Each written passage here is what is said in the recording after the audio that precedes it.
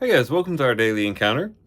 Psalm 137 is a psalm in which the people are lamenting the fact that they are in exile in Babylon, and the people in Babylon wanted them to sing the songs of Zion, but they just hung up their harps. They didn't want to sing the songs of Zion in a foreign land, lest they forget Jerusalem and they forget their homeland, and that those songs begin to be related to this new land that they were in. And they wanted to remember Jerusalem. And it says in verse 4, starting in verse 4, how can we sing a song of Yahweh in a foreign land? If I forget you, O Jerusalem, may my right hand forget her skill. May my tongue cling to the roof of my mouth.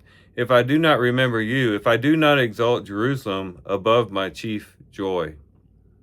And so they wanted to keep their minds fixed on and remembering Jerusalem, where they came from.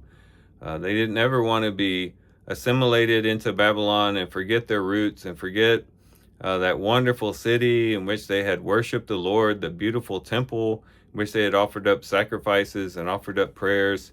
They wanted all that preserved. And they wanted to remember Jerusalem. And as we think about this, we too ought to have a similar heart when it comes to the heavenly Jerusalem, the Jerusalem that is above. In Hebrews chapter 12, starting in verse 18, we're told, for you have not come to a mountain that can be touched, and to a blazing fire, and to darkness and gloom and whirlwind, alluding to Sinai. And he goes on, into the blast of a trumpet and the sound of words, which was such that those who heard begged that no further word would be spoken to them, for they could not bear what was being commanded.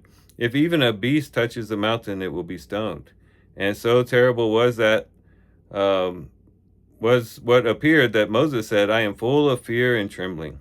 But you have come to Mount Zion, and to the city of the living God, to the heavenly Jerusalem, and to myriads of angels, and to the festal gathering and assembly of the firstborn who are enrolled in heaven, and to God, the judge of all, and to the spirits of the righteous made perfect, and to Jesus, the mediator of a new covenant, and to the sprinkled blood, which speaks better than the blood of Abel.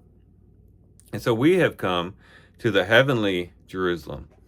We have come to something that far exceeds not only Mount Sinai, but also Mount Zion, the heavenly Jerusalem, which is above. And it ought to be that our hearts are the same as what the exiles felt towards the earthly Jerusalem, and say, you know what, may we never forget the heavenly Jerusalem, the place that we are headed towards. May we not let this world assimilate us into it to such a degree that we forget about our heavenly home.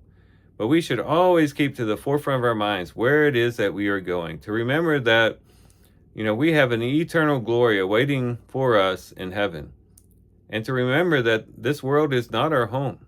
Yes, we do live in this world, and we do the work of the Lord in this world. And it's not that this world isn't important in the sense that we are to do the Lord's work here, but it's not our home. It's not what we should be settling into, but rather we should be looking up to the heavenly Jerusalem, remembering that our lives have a purpose that goes beyond just this short span of life that we live here on this earth.